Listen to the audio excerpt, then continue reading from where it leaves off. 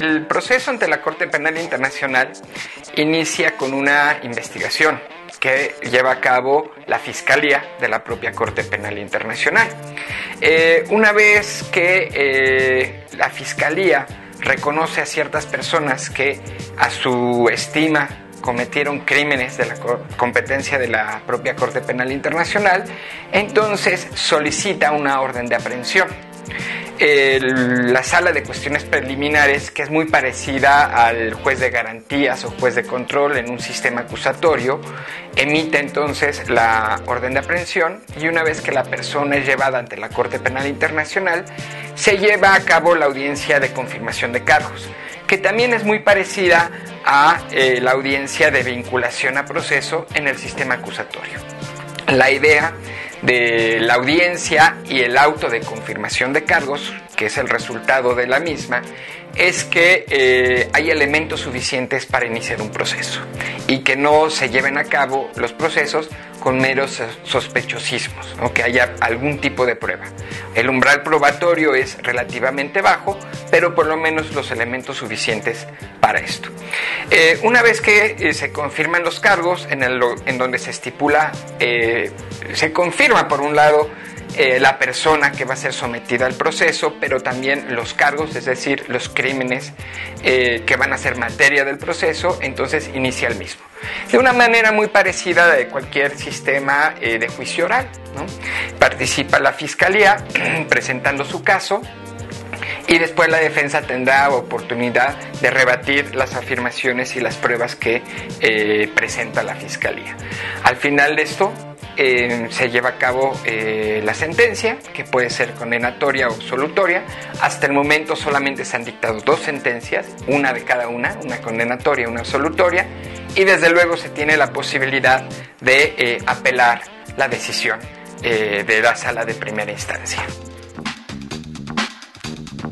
En realidad tenemos que recurrir a la práctica, es decir, tenemos que preguntarnos qué está haciendo la Fiscalía, cuáles son los criterios que considera oportunos aplicar la sala de cuestiones preliminares o la sala de apelación en su caso. En este sentido, podemos decir que se han llenado algunos de estos vacíos, pero tenemos todavía algunos criterios muy discrepantes. Por ejemplo, el caso emblemático es el de Colombia. Se lleva analizando la situación de Colombia ya durante varios años.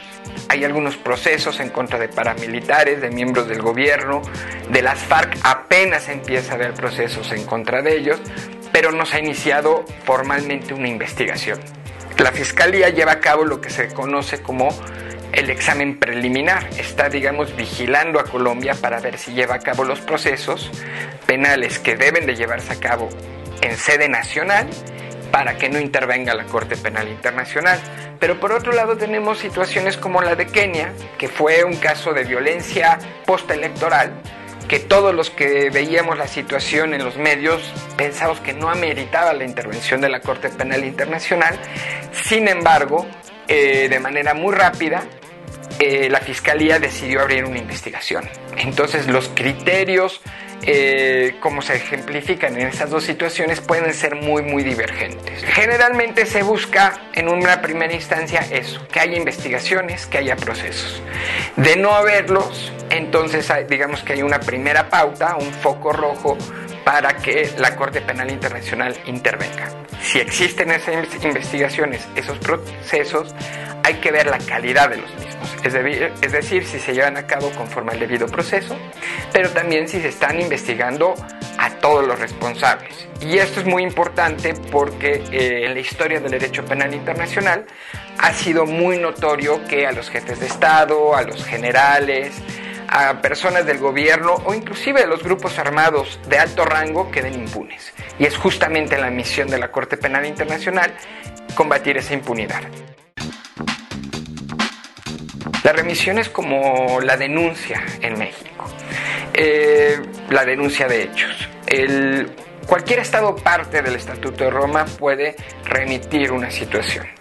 Igualmente, el Consejo de Seguridad puede remitir una situación cuando considere que hay una amenaza a la paz y seguridad de la humanidad, conforme a la Carta de Naciones Unidas. En estos dos casos, en estos dos supuestos, cuando la remisión se hace, la investigación se inicia en automático. El Estatuto de Roma, en esos casos, obliga a la Fiscalía a iniciar una investigación. La situación es un poquito más compleja cuando la Fiscalía de oficio decide iniciar una investigación, porque entonces hay un control jurisdiccional por parte de la Sala de Cuestiones Preliminares para determinar si en efecto hay los elementos suficientes para iniciar una investigación criminal. El principio rector de la Corte Penal Internacional, que es la complementariedad. La idea es que la Corte Penal Internacional sea un tribunal complementario de las jurisdicciones nacionales, de tal manera que solamente cuando los estados o se evidencia que en los estados hay una falta de voluntad, una falta de capacidad para llevar a cabo esas investigaciones o esos procesos, y además los hechos sean lo suficientemente graves, de ahí el concepto de gravedad suficiente, solamente en esos casos podrá intervenir la Corte Penal Internacional.